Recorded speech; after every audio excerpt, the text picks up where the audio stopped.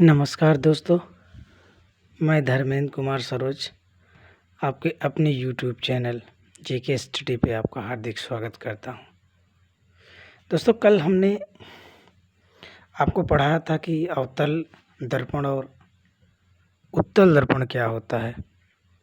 इसके बारे में हम लोगों ने जानकारी ली थी। आज हम लोग अवतल दर्पण संबंधी कुछ जानकारियाँ देखेंगे, जो कि ये मैंने आपके लिए फिगर्स को बढ़िया से बना के रखा है और मैं यही आपको आज बताऊंगा।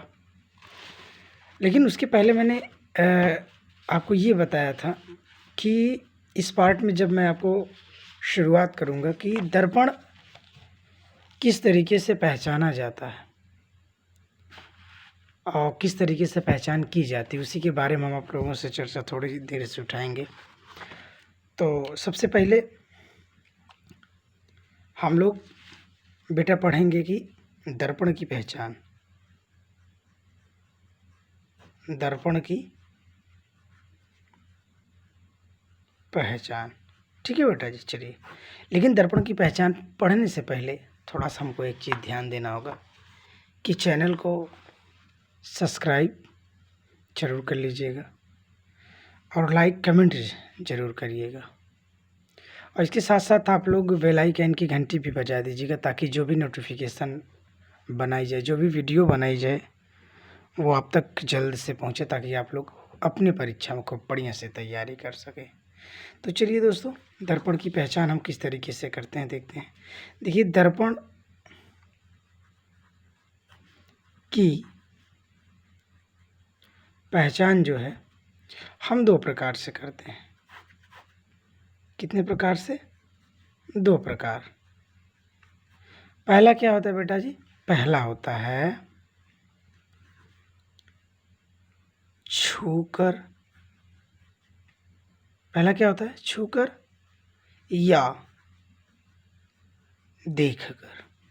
क्या बेटा? देखकर। ये आपको याद रखना है। दर्पण की पहचान हम लोग किस तरीके से करते हैं? छूकर या देखकर। ये आप लोग अच्छी तरीके से अपने जहन में रखिएगा। 1 नंबर का ये क्वेश्चन ऑलमोस्ट आपको परीक्षा में पूछता है इन दोनों को के बारे में। तो आज हम लोग अब पढ़ेंगे बेटा कि अवतल दर्पण संबंधी कुछ जानकारी। इसको मैंने फिगर बना के रखा है, लेकिन बनाया कैसे जाता है एक बार हम आपको रिपीट कर दे रहे हैं। देखिए, सबसे पहले मुझे करना क्या है, इस तरीके से ऐसे मुझको, आप लोग गोला प्रकार का या चूड़ी का प्रयोग करिएगा, ताकि फिगर जो है खूब सुंदर सा दिखे। उसके बाद इस पर मैं लालाक साइड का लेप कलई कर देता हूँ, जिसे बोलते हैं। ठीक है बेटा जी। ये आपका एज ए पी होता है, और ये जो छोटी सी लाइन होती है इसको हम समझेंगे। ये आपका क्या होगा बेटा? मुख्य अक्ष होगा। क्या होगा बेटा? मुख्य अक्ष होगा। और ये आपका M1 है और ये आपका M2 है। ये क्या है बेटा? ये M1 है, ये M2 है। P को हम क्या बोलते हैं बेटा जी? ध्रुव बोलते हैं। इसको क्या बोलते हैं? ध्रुव बोलते हैं। चलिए, यहाँ से थोड़ा ये जो आपका होगा, ये आपका F होता है। क्या होता है बेटा? F मतलब फोकस। ठीक है, चलिए। और थोड़ा सा यहाँ से देखिए, ये आपका हो जाएगा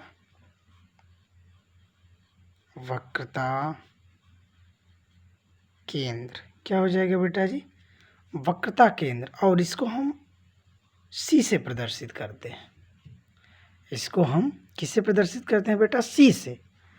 अब थोड़ा सा जानकारी हम लोग देखिए, यहाँ ये जो P और F है, इसके बीच स्मॉल f होता है, जिसे हम लोग क्या बोलते हैं बेटा जी? इसको हम बोलते हैं फोकस दूरी। क्या बोलते हैं? फोकस दूरी। अब ये C है और ये P है, इसके बीच की दूरी को हम क्या करते हैं? स्मॉल r कहते हैं। स्मॉल r मीन्स क्या होता है? वक्रता त्रिज्या, ये सारी चीज़ें आप लोगों को समझ में। यानी ये वाली रेखा जो होगी ये आपका मुख्य अक्ष होगा, और P को हम ध्रुव बोलते हैं, M1 M2 आपका एक अवतल दर्पण है, और F को फोकस बोलते हैं, और स्मॉल f को फोकस दूरी बोलते हैं बेटा, और C को वक्रता केंद्र बोलते हैं, और स्मॉल r को हम क्या बोलते हैं, वक्रता त्रिज्या बोलते हैं। चलिए, हमको यकीनन विश्वास हो गया कि आप लोगों को ये खूब बढ़िया से समझ में आया होगा। हम इसके बारे में थोड़ा सा आप लोगों को लिखते हैं। एक मैंने खूब बढ़िया से आप लोगों के लिए फिगर तैयार किया है, इसको देखिए आप लोग, इसमें खूब बढ़िया से समझिएगा आप लोग। देखिए, ये आपका P ध्रुव है, M1 M2 है, स्मॉल f फोकस दूरी है, R वक्रता त्रिज्या, C वक्रता केंद्र फोकस दूरी। अब इसको हम लिखते हैं। सबसे पहले मैं फोकस दूरी आपको बताता हूँ। फोकस दूरी किसे कहते हैं, चलिए हेडिंग बनाइए आप, फोकस दूरी। ठीक है बेटा, क्या, फोकस दूरी। चलिए देखिए, खूब बढ़िया से समझिएगा। ये बेटा आपका क्या है, P मतलब ध्रुव, और F मतलब फोकस। P मतलब क्या है बेटा, ध्रुव, F मतलब फोकस। चलिए देखिए, ध्रुव तथा फोकस के बीच की दूरी को हम क्या कहते हैं, फोकस दूरी कहते हैं। यानी ये आपका ध्रुव, अरे चलिए लिख दीजिए सिंपल सी परिभाषा। देखिए, ध्रुव तथा, समझ आ रहा है ना बेटा, ध्रुव तथा फोकस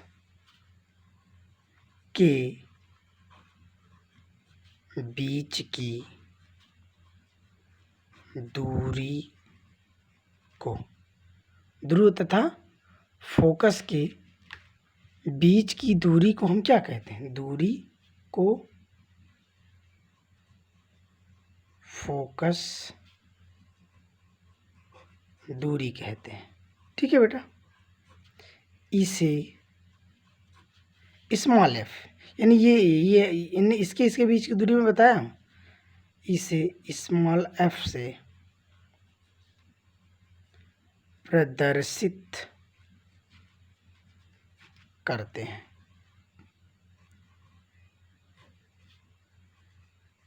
कितनी सिंपल परिभाषा, समझिए। ध्रुव तथा फोकस के बीच की दूरी को हम क्या कहते हैं बेटा, फोकस दूरी। इजी है। चलिए अगला देखते हैं। एक और मैं आपको बताता हूँ कि वक्रता त्रिज्या क्या होती है ना। चलिए, वक्रता त्रिज्या किसे कहते हैं। ठीक है बेटा जी, खूब बढ़िया से आप लोग समझिएगा वक्रता त्रिज्या क्या होता है। वक्रता त्रिज्या, ठीक है।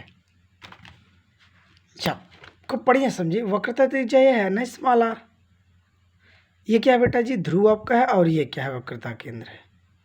तो ऐसे जैसे इसको हमने बनाया, इसके बीच की दूरी, अब इसमें इसके और इसके बीच की दूरी, यानी ध्रुव और वक्रता केंद्र के बीच की दूरी को हम क्या कहेंगे, वक्रता त्रिज्या कहेंगे। समझ आई बात। चलिए लिखते हैं, ध्रुव तथा वक्रता केंद्र के बीच की दूरी को देखिए खूब बढ़िया से, ध्रुव तथा वक्रता केंद्र के बीच की दूरी को हम क्या कहेंगे, दूरी को क्या कहेंगे, वक्रता त्रिज्या कहते हैं। क्या कहते हैं बेटा, वक्रता त्रिज्या कहते हैं। क्या कहते हैं, वक्रता। इसे स्मॉल आर से प्रदर्शित करते हैं, स्मॉल आर से प्रदर्शित करते हैं। ठीक है,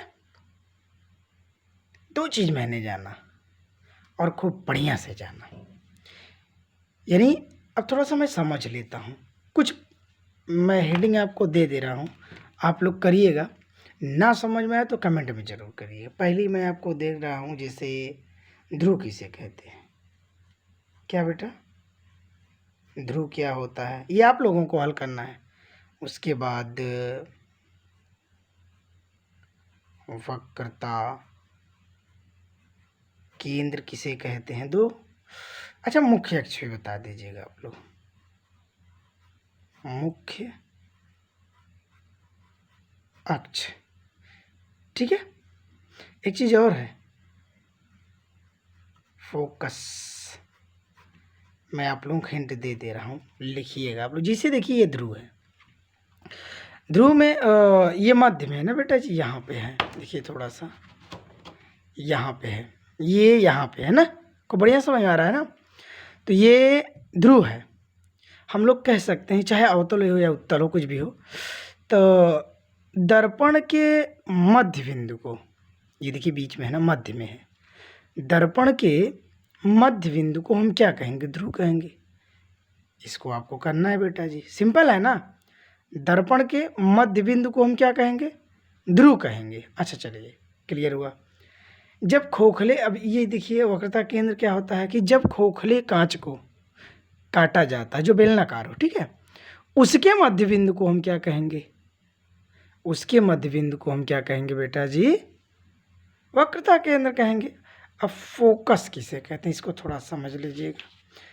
फोकस का मतलब क्या होता है, जैसे ये आपका अवतल दर्पण है ना, मान चलिए, और ये प्रकाश किरण है, सॉरी ये आपका क्या है,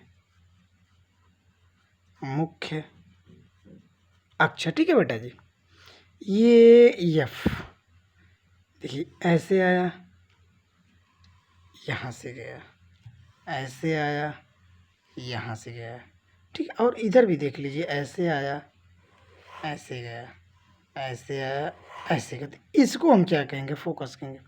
यानी कहने का मतलब, जब कई प्रकाश किरणें, क्या बेटा, जब कई प्रकाश किरणें जिस बिंदु से जाए उसे हम क्या कहते हैं, फोकस कहते हैं। देखिए ये कई प्रकाश किरण, मान लीजिए 1 2 3 4, और भी बढ़ा सकते हैं आप लोग। कई प्रकाश किरण इधर जा रही हैं, और इसे परावर्तन होने के बाद सिर्फ यहीं से जा रही है, ये वाली, तो इसी को हम क्या बोलेंगे, फोकस कहेंगे। समझ में आई बात। सिंपल सी परिभाषा आप बना सकते हैं कि जब कई प्रकाश किरणें जिस बिंदु से होकर जाएं उसे क्या कहेंगे बेटा, फोकस कहेंगे। मैंने आप लोगों को पहले भी बताया, पहले वीडियो में भी बताया कि अगर इस तरीके से कोई है तो उसे एक प्रकार का हम रेखा मानेंगे। अगर इस तरीके से कोई है तो उसे हम क्या मानेंगे, वो प्रकाश किरण है। तो ये सारी प्रकाश किरण है। समझ में आई बात बेटा।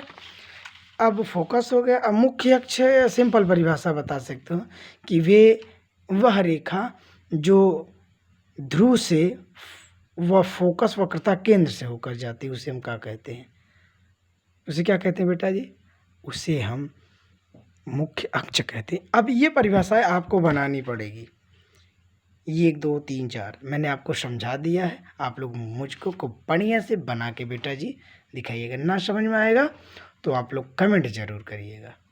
तो मेरे दोस्तों, मेरे भाइयों, यकीनन मैं ईश्वर से यह कामना करूँगी आप निरंतर आगे बढ़ें, जिससे आप लोगों के माता पिता का नाम रोशन हो। तो प्लीज़ चैनल को सब्सक्राइब और कमेंट, लाइक, शेयर ज़रूर करिएगा। शेयर तो ज़रूर करिएगा, अपने दोस्तों को बताइएगा, ताकि आपका दोस्त आपके ही जैसा अच्छा पढ़े और आपके साथ अच्छा व्यवहार करे। तो धन्यवाद। जय माता सरस्वती।